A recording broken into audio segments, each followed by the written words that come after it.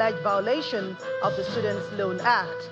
Abuja court admits video evidence showing leader of proscribed indigenous people of Biafra, IPOB Nnamdi Kanu, inspecting a radio transmitter allegedly smuggled into the country at the resumed hearing on terrorism charges against the IPOB leader.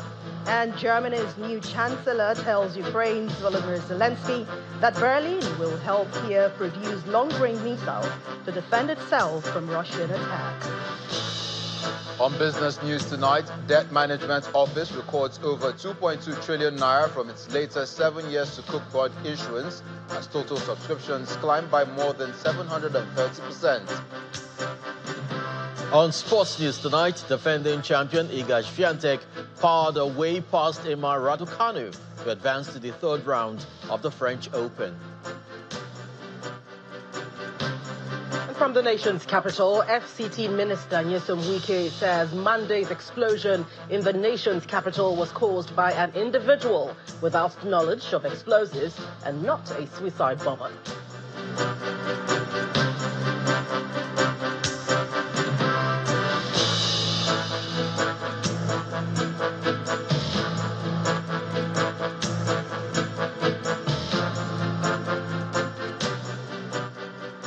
We begin tonight at the National Assembly, starting from the Green Chambers, where the House of Representatives has passed a resolution to investigate the alleged violation of the Students' Loan Act.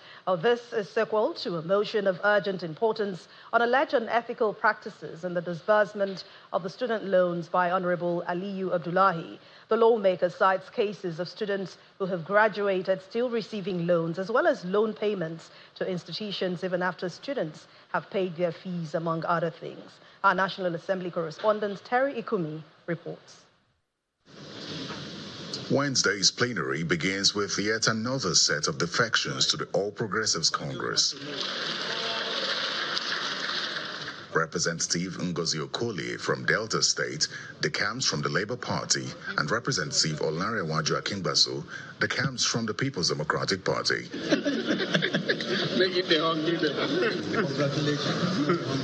Motions of urgent national importance are taken and adopted, one of which is on the humanitarian crisis in Kano State. I rise on a sad note and with a very heavy heart to move a motion of urgent public importance on the need for a quick intervention by the National Emergency Management Agency, NEMA, in Dogwa and Tudunwada federal constituencies of Kano State over the devastating windstorm that ravaged communities in the two local government areas. Another motion alleges a violation of the Students' Loan Act and calls for investigation. Concerned about reports of mismanagement and lack of proper verification, including instances where tertiary institutions upload inflated school fees on the NELFund portal, cases of final year students receiving loans after graduation, and disbursement made to tertiary institutions even after students have fully paid their tuition fees to avoid delays. The attention of the House is then drawn to the poor state of Nigerian missions, especially the United States of America, prompting a call to the President to appoint Nigeria's ambassador to the United States. Further notes with dismay that the Nigerian Mission House in New York is reportedly indebted in rent payments and has left over 30 staff, without salaries for over a year. The House is therefore called upon most humbly to resolve as follows. Urge the federal government to immediately appoint the Nigerian permanent representative at the United Nations and High Commissioner for the United States of America. Further urge the Ministry of Foreign Affairs and the Office of Accountant General of Nigeria to urgently intervene in the situation in the United States mission and save the mission and other affected missions from immediate radical embarrassment and operational deficiencies. On a bill for an act. Meanwhile, a bill to amend the Armed Forces Act scales second reading. To ensure that at least 15% of women representation in the enlistment, recruitment, and appointment of service personnel required by the armed forces to provide and maintain a gender-responsive compliance. Similarly, the 2025 budget proposal of Rivers State also skills second reading. The House of Representatives also considered and adopted a motion on the need for an integration plan for internally displaced persons in the country. And meanwhile, the House has now adjourned till the 17th of June, and that's because of the Salah celebration coming up. The Speaker says committee engagement will still continue regardless. From the National Assembly, Terry Ikumi, Channels Television News. Meanwhile, at the Red Chamber, the Senate has passed through second reading a bill seeking to authorize the issuance of 1.48 trillion naira from the Consolidated Revenue Fund for the 2025 fiscal year for Rivers State. The bill, titled Bill for an Act to Authorize the Issue from the Consolidated Revenue Fund of Rivers State, was read on the floor of the Senate by the leader, Senator Kweyemi Bamidele, during plenary. Senator Bamidele stated that the budget, which has 1.07 trillion naira designated for capital expenditure, is designed to ensure smooth government operations under an emergency governance structure in the state. Our National Assembly correspondent Gloria Umezuki reports. Lawmakers reconvene on the second legislative day with a number of salient bills on the agenda. The Rivers State emergency budget, which passed first reading days ago, is back on the table. The bill seeks to authorize the issue out of the Rivers State Consolidated Revenue Fund the total sum of 1.481 trillion. That's 1,481 billion naira only. The bill received overwhelming support and is swiftly passed. Those who support that this bill be read a second time say aye. Those against say nay. The ayes have it. Similarly, the 1.8 trillion naira 2025 statutory appropriation bill for the FCT, as well as the 2024 budget proposal of the Nigeria Police Trust Fund, totaling 124.2 billion naira, are debated and passed. So the security of the nation, the expenditures that we met here from by the Police Trust Fund to enhance security all over the nation, and they should also ensure that you do proper oversight. The motion has been moved and seconded that this bill be now read a third time. Those in support say aye. Those against say nay. The ayes have it. It's a day for the bills as the Senate also adopts the harmonized report for the 4 tax reform bills. Those in support of the adoption of the tax reform bill say aye. Those against say nay. The ayes have it. Separately, in a motion of urgent national importance, sponsored by Senator Issa Lau in the wake of deadly clashes in Taraba that has left hundreds displaced and scores dead, the Senate took unanimous resolutions. Yesterday it was Lau, day first day it was Galeri. Next time it can happen in any other state in Nigeria. It is really very shameful and also very worrisome that security has become our number one problem in this country. I pray that the security agencies will heed the advice of the Senate, deploy more security to the area, and then also ensure surveillance. The Senate President then wraps up plenary with a major announcement ahead of the June 12 commemoration. There will be a joint session of both the House of Representatives and the Senate on June 12 to celebrate Democracy Day 2025. Mr. President has graciously agreed to be in attendance. So I hope all members will make out time to come for that special session to celebrate democracy in Nigeria. Senator Akpabio states that the Senate took the decision to allow the committee expedite plans and work out modalities for a successful session.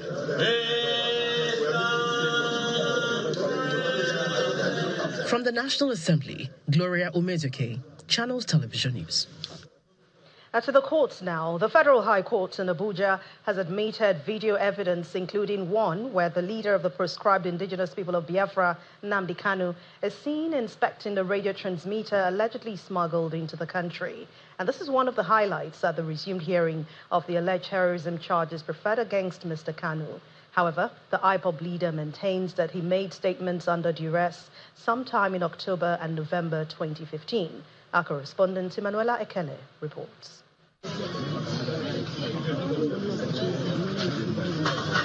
Another week in the trial of the leader of the proscribed indigenous people of Biafra, Mr. Nnamdi Kanu, who is present in court for the day's proceeding. He rubs mind with his legal team before the commencement of the trial. At the resumed hearing, the third prosecution witness, an operative of the Department of State Services, during the trial within trial, dismissed claims that the department used threats of solitary confinement to extract statements from the defendants.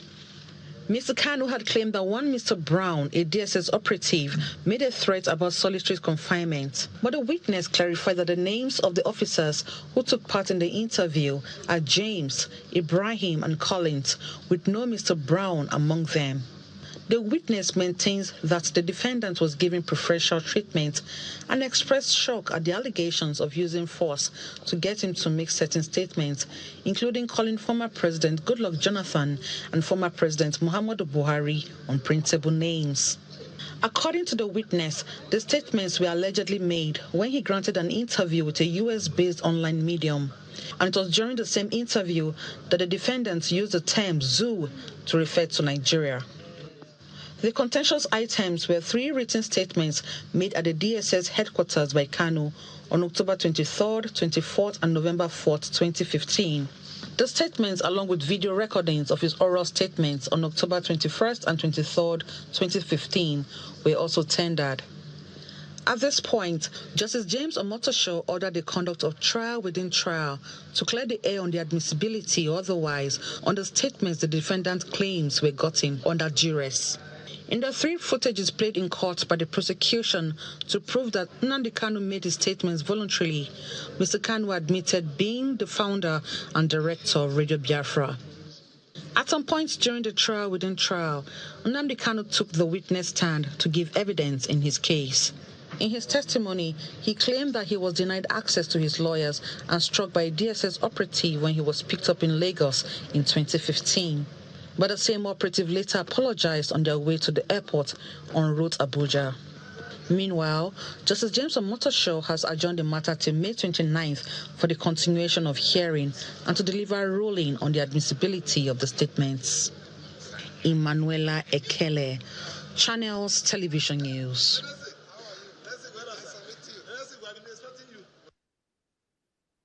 And staying with the courts, the former Central Bank of Nigeria Governor Godwin Emefiele has approached the Court of Appeal in Abuja, praying it to set aside a judgment granting the government full control of the substantial estate in Abuja, comprising 753 housing units. The Economic and Financial Crimes Commission, the EFCC, had earlier obtained a court order to seize their estate situated on the Lukogoma district in Abuja. The estate was originally linked and recovered from an unnamed former government official. However, Mr. Emefiele, through his legal representative, A.M. Kotoye, filed a motion as an interested party in the suit. He is now seeking the appeal court's reversal of the lower court's ruling. Mr. Emefiele told the court that the forfeiture proceedings were carried out without his knowledge. He also alleges that the EFCC published the interim forfeiture notice in an obscure section of the newspaper to respond on time. Meanwhile, his legal team has written to the Minister of Housing asking the government to hold all plans to sell the estate until the appeal is resolved.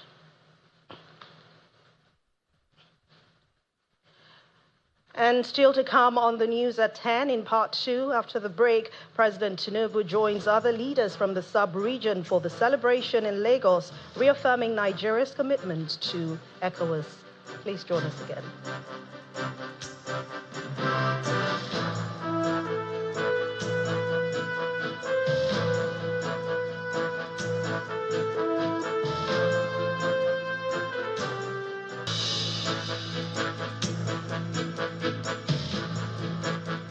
Welcome back. If you've just joined us, you're watching the news at 10 on Channels Television, broadcasting live from Lagos. A reminder of our main stories.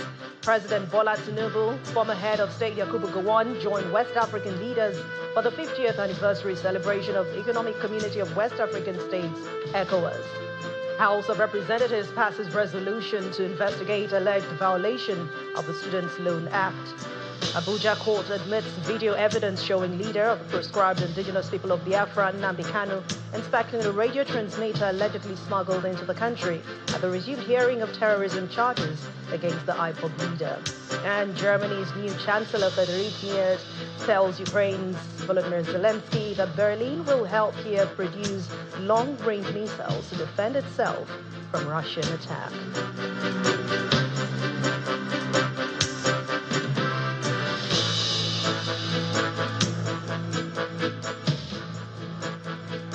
Let's continue with the news at 10 now, as we head over to our studios in Abuja, where Gloria Omezoke is standing by. Over to you, Gloria. Thank you, Anne. Here in Abuja, the Minister of the Federal Capital Territory, Mr. Nyesom Wike, has cleared the air on the explosion that occurred on Monday at the Mogadishu Army cantonment along the Abuja-Kefi Road, saying it was not a suicide bombing attempt. He explains that the incident occurred when an individual without knowledge stole an explosive from a quarry, which detonated on his way to his destination. The minister cleared the air during a tour of some projects in the nation's capital. Our correspondent, Kumbi Aboluwadi, reports.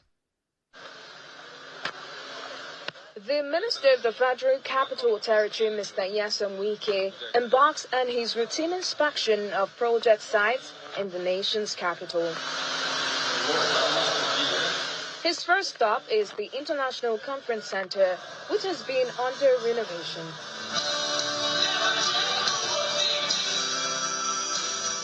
He then proceeds to arterial N5 road at the Life Camp district. He also made a stop in Maitama district to inspect the Katampe Road construction project, where he expressed dissatisfaction over the emerging roadside market and ordered an immediate evacuation of the traders. This what's it called? Just kind of all this money. The toilet, drink it out. Nevertheless, the minister appears satisfied with the level of work. He speaks on some of the challenges of his administration, especially the implementation of the ground rent. People just want facilities, people want infrastructure. But nobody asks, where are you getting these funds? Abuja is not one of the oil cities. We only rely on taxes. Look at the years, 20-something years, 30-something years, and how much is it? We have not increased the ground rent, but we are working towards that. We'll do that, I can assure you. He also made clarifications on the recent explosion that occurred at the Mogadishu Army cantonment. What happened there was somebody went to where we have these quarries, where they blast all these rocks, and took the explosive and put in his pocket. Of course, some of them may not even understand the implication of that, and so it exploded and hit. And so that does not mean that it's a suicide bomber. So we should be careful of the story we will plant, and let not send the wrong message to the residents. Mr. Wike further asserts that the FCT remains the safest place in Nigeria, and his administration will not relent in its efforts to maintain the status quo. Kumbi Aboluwade, Channels Television News. The Sokoto state government has signed the contract for the reconstruction of Lugu Dam that was first constructed in 1960 and destroyed by flooding in 2010. The move, according to the state government, is aimed at resuscitating agricultural activities and restoring the livelihood of benefiting communities. Speaking during the contract signing, the governor, Mr. Ahmed Liu, assures that the remodeling will usher in a new lease of life to farmers in Warno and neighboring cities, while the contractor handling the project assures that his firm's commitment to deliver the project on time.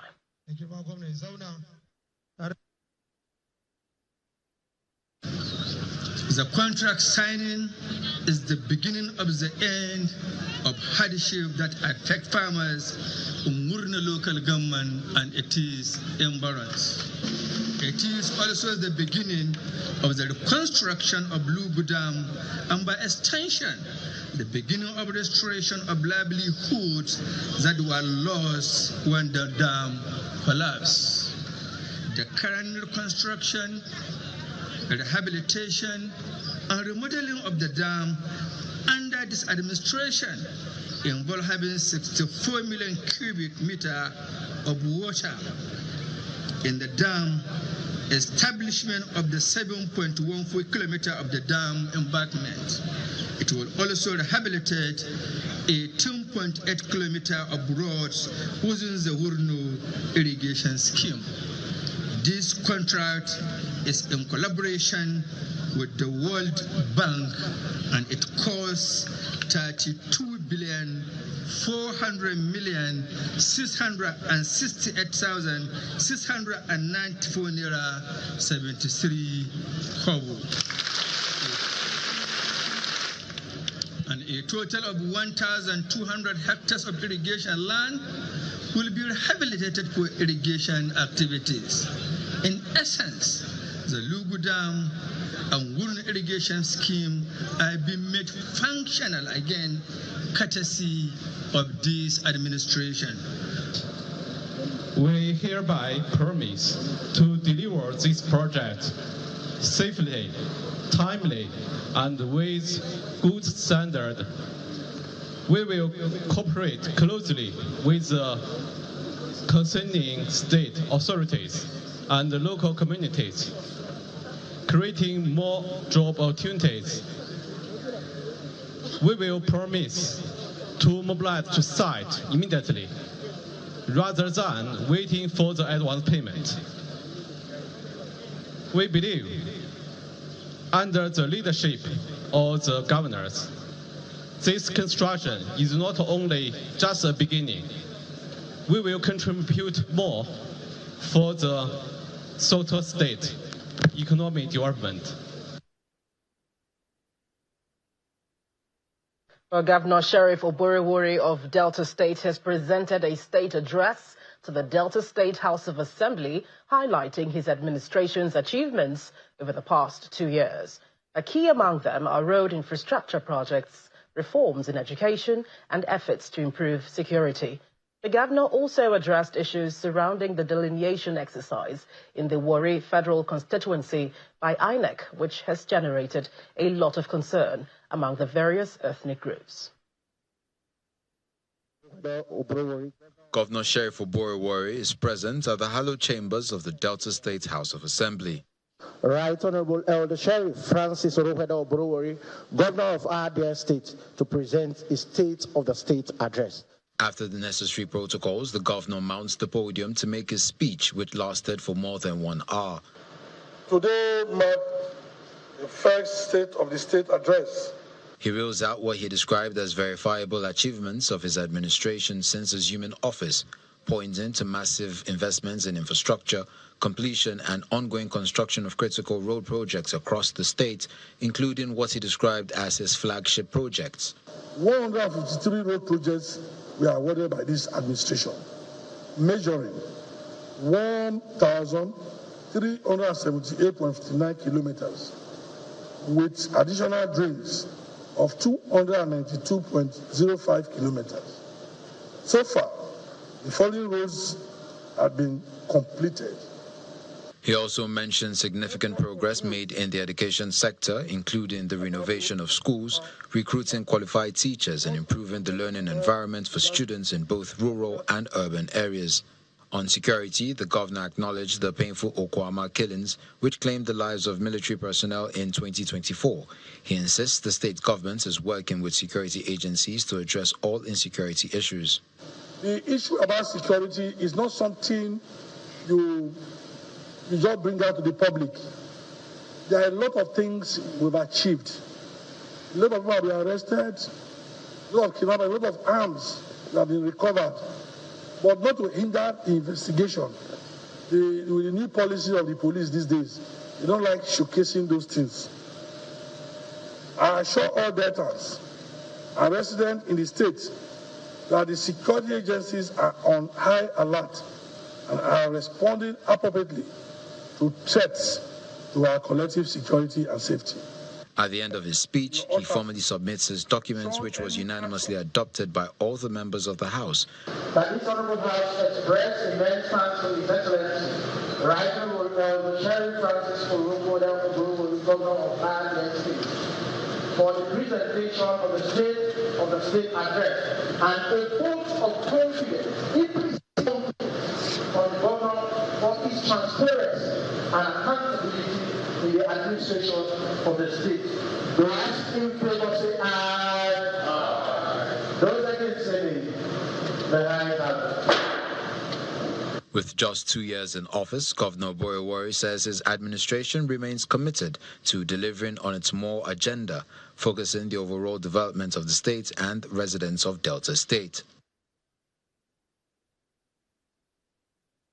Still ahead on the news at 10, Debt Management Office records over 2.2 trillion naira from its latest 7-year Sukuk bond issuance as total subscription climbs by more than 73%.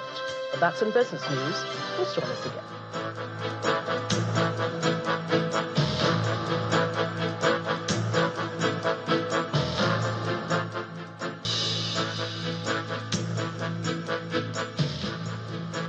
Welcome back. And now to the celebration of the 50th anniversary of the Economic Community of West African States, ECOWAS, where President Bola Tinubu, who's joined by other leaders from the sub-region for the celebration in Lagos, reaffirmed Nigeria's commitment to the regional body. In his address at the occasion, the president says the vision of ECOWAS represents a part of his renewed hope agenda. He asked the community to cement its commitment to the rule of law and people-centered government that drive development. Our correspondent Tamarachi Ubani reports.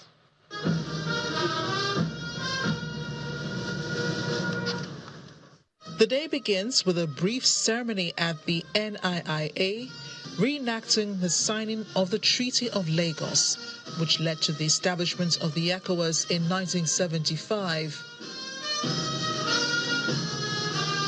The Nigerian Institute of International Affairs happens to be the venue of the signing of the treaty 50 years ago. Chairman of the Authority of Heads of States and Government, President Bola Tinubu, appends his signature to the treaty, as well as current presidents and representatives of government present at the ceremony, and top officials of the NIIA.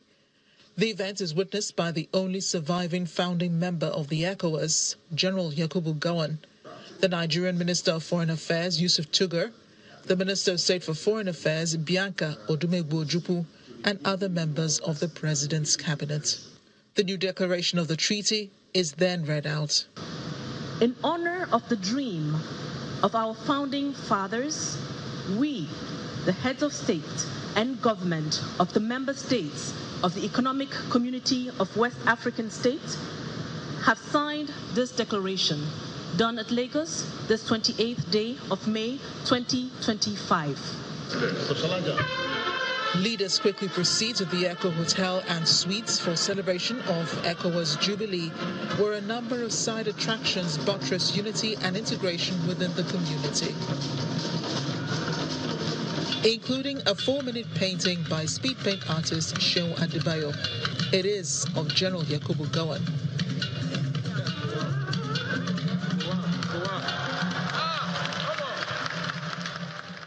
In his address to participants at the occasion, President of the ECOWAS Commission, Omar Toure, appreciated General Gowon for being the only surviving founding member.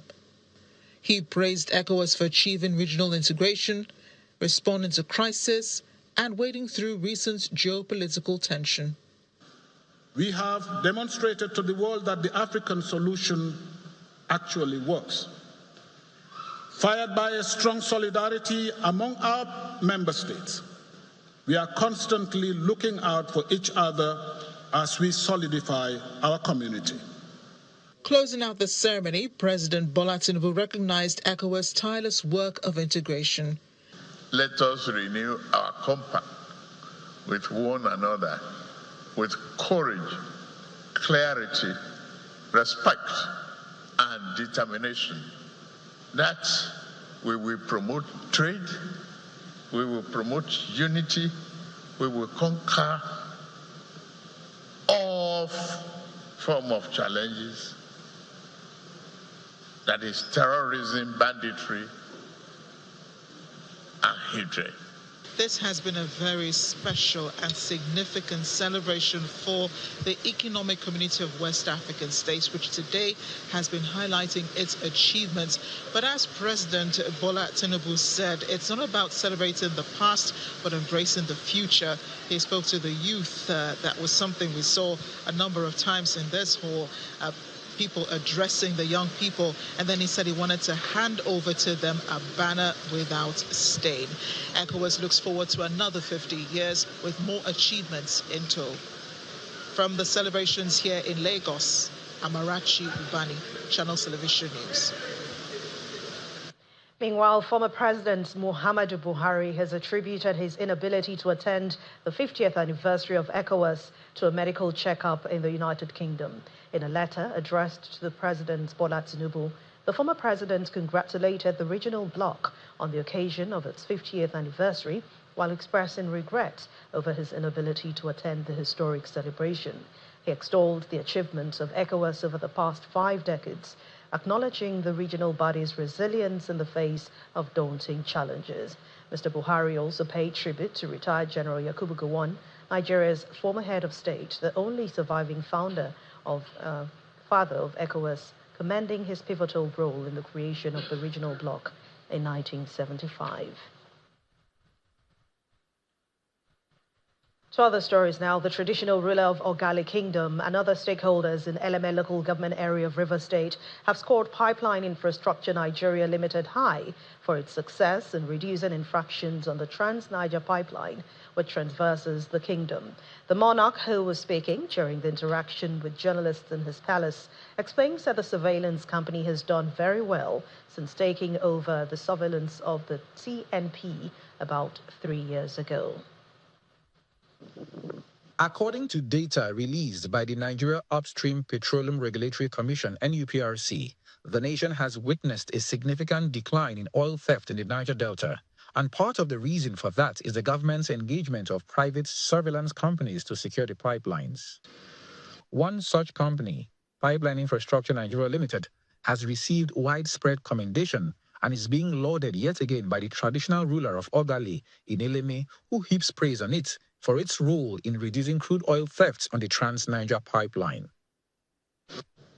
The company is owned by a Niger Delta, and 2, they are working with us, the traditional rulers and the indigenes of this community where this pipeline traverses through. I just hope that the government will compensate them adequately and give them all the support that they need to do the job.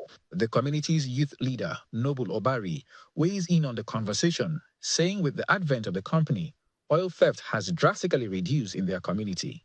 When pipeline infrastructure came, we saw an enthusiastic approach to getting results. And as a community youth leader, I keyed into it. Since they came, there has been no incident. The line has been saved, and we have our workers 24 hours on ground.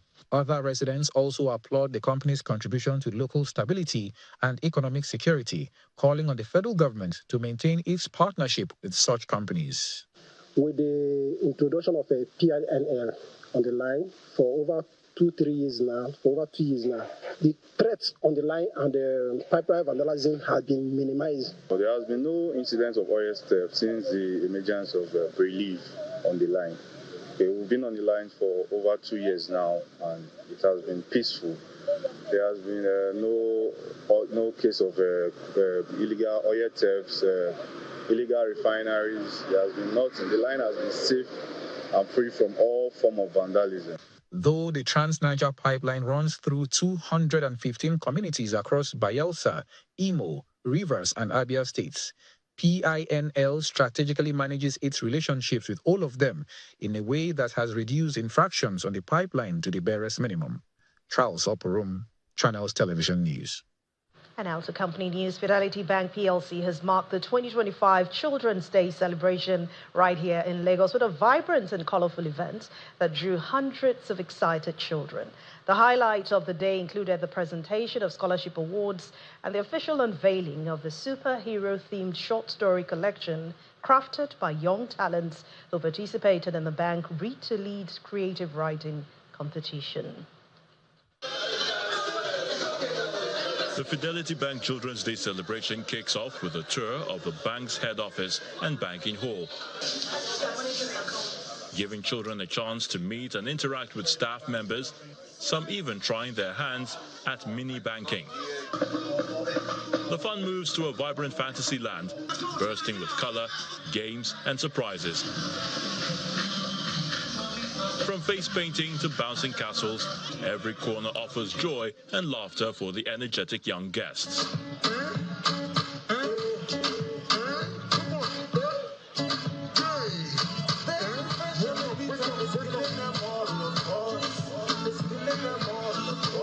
Proud parents look on as their children showcase talents from dance and music to storytelling and art.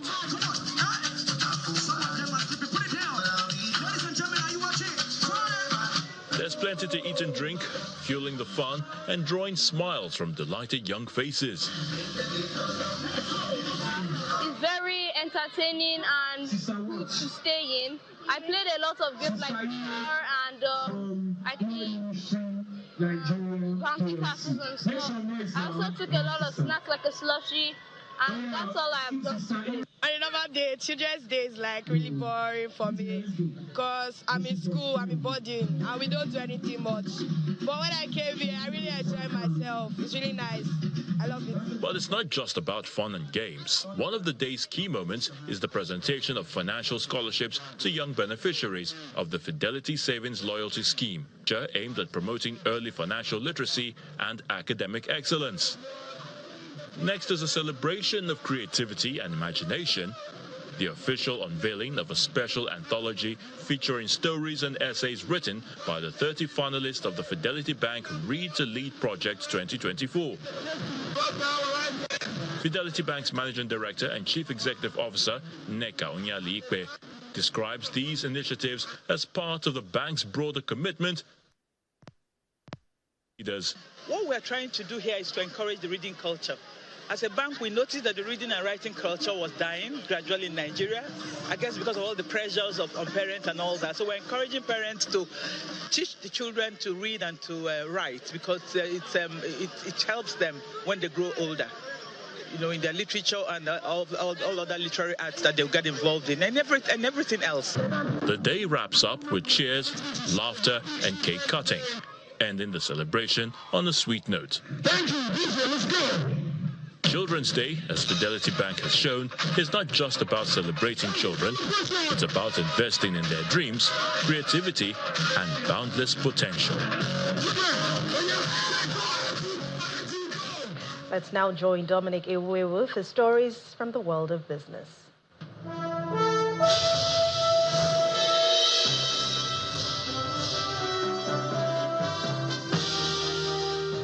Thank you, Anne. On business news, Nigeria's 300 billion naira sukuk issuance has hit a fresh milestone as the offer recorded a total of 2.205 trillion naira from more than 735% subscription, and this is according to the Debt Management Office.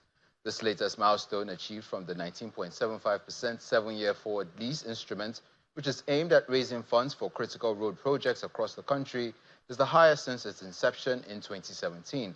The DMO says the feat marks a clear evidence of huge investor appetite for the ethical instrument, introduced as an innovative strategy to expand the nation's investor base and provide opportunities for all Nigerians to participate in the activities of the capital market. The Minister of Finance and Coordinating Minister of the Economy, Mr. Wale Edun, has cleared the air on the story that Nigeria will borrow $21.5 billion in 1 year. Speaking with journalists on the sidelines of the Africa Development Bank Group annual meeting in Abidjan, The minister assures Nigerians that efforts to block financial leakages have already begun. Issues of integrity, issues of transparency and accountability financially. I think Nigeria is leading the way. I think we, on the one hand, we do have a commitment to automation of our revenue generation, monitoring and collection activities, which is ongoing. We have a new tax reform bills which will improve administration of tax, make it more transparent, make it more predictable and easier for for taxpayers. The impression that Nigeria will borrow $25 billion in 1 year or even 2 years is totally erroneous and incorrect, and definitely the wrong impression and the wrong way to interpret the external rolling borrowing plan. And talking about MTN Nigeria, it was the major driver for today's positive close on the Nigeria Stock Exchange, just the day after Airtel's remarkable performance. Willie Bong tells us more.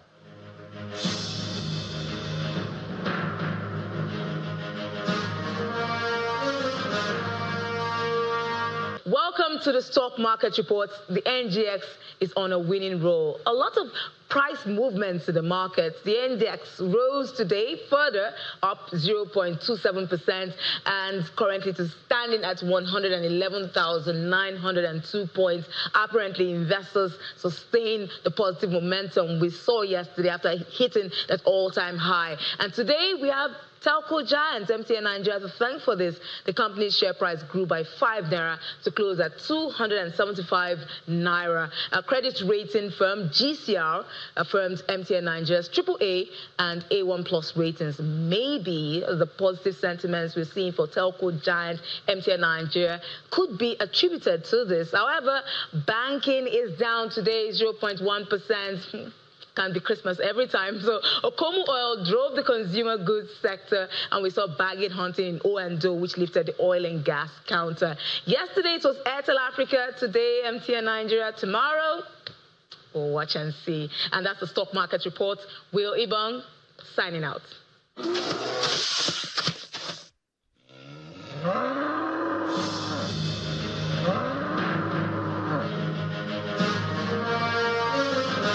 Meanwhile, it's a negative close for U.S. stock markets as investors awaited the release of NVIDIA's first quarter results, which came in with better than expected earnings and revenue just before the closing bell. Here are some of the global market figures for Wednesday.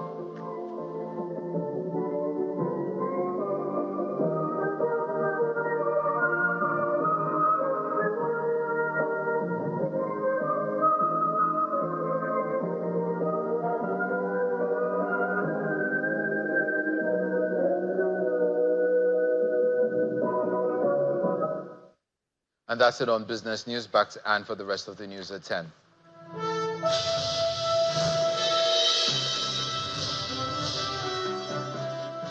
Thank you very much, Dominic. Outside our shores, Germany's new Chancellor Friedrich Merz has told Ukraine's Volodymyr Zelensky that Berlin will help Kiev produce long-range missiles to defend itself from Russian attacks. Here's Saman Puzo with more international news and around the world in 5. Good evening and welcome to the channel's studios here in London with your international news around the world in 5.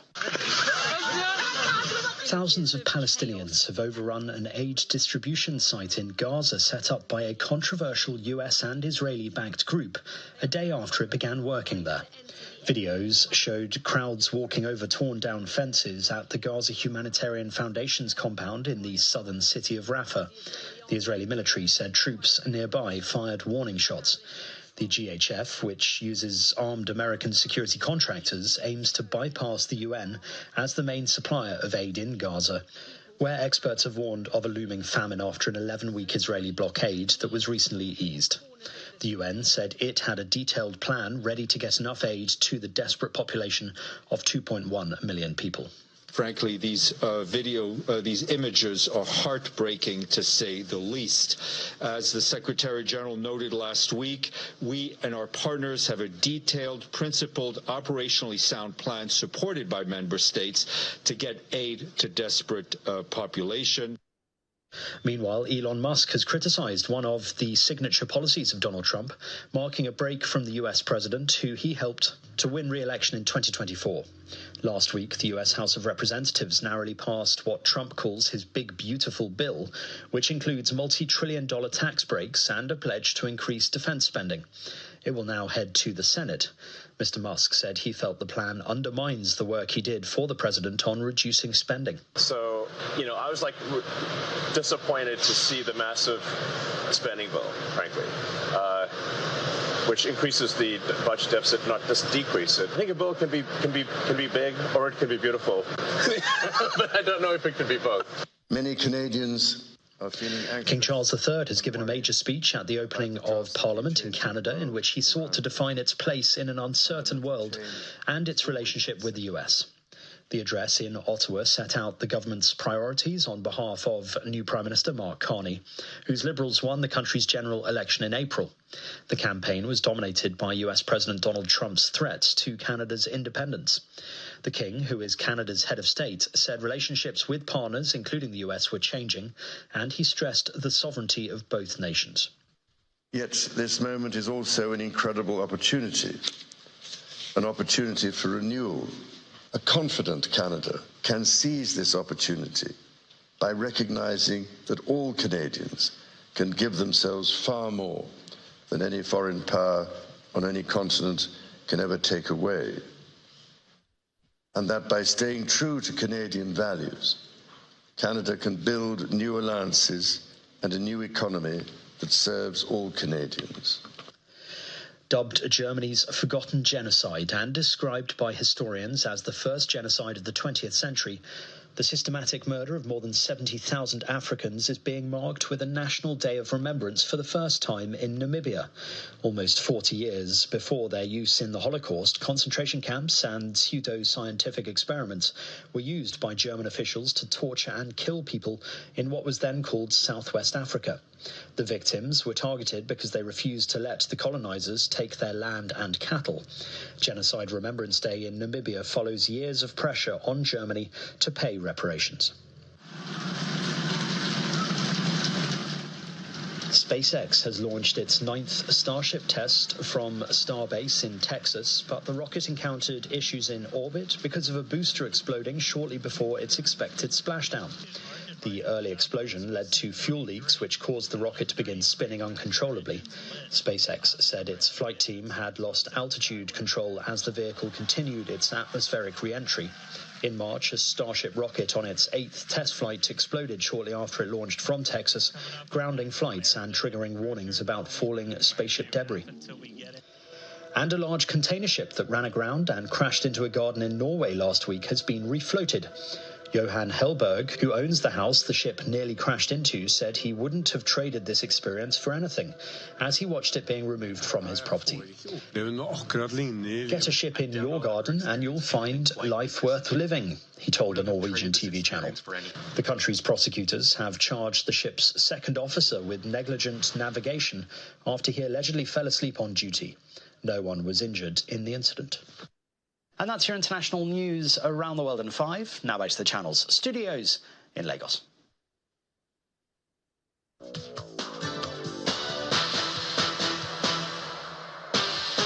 Thank you, Simon. Welcome to Sports News. Nigeria Super Eagles defeated West African rivals, the Black Stars of Ghana, in the semi-finals of the Unity Cup. The three-time African champions secured a well-deserved 2-1 victory at the GTEC Community Stadium.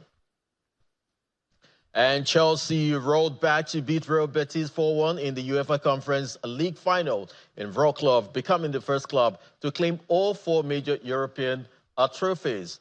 Real Betis scored an early goal from Abdul El Zazuli, but Enzo Maresca's team were a changed side in the second half. 2 goals in 5 minutes changed the complexion of the game, with man of the match Cole Palmer creating both openings for Enzo Fernandez and Nicholas Jackson. Then reigning French Open champion Iga Swiatek gave an inspired display of clay court tennis against outclassed former U.S. Open winner Emma Raducanu to book a ticket to the third round of Roland Garros.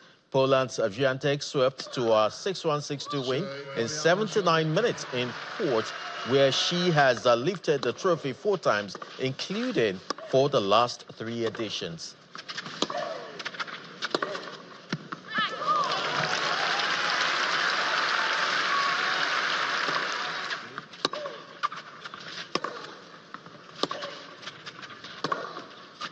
C'était match, Swiatek. 2-0, 6-1, 6-2. That sport is back to you, Anne.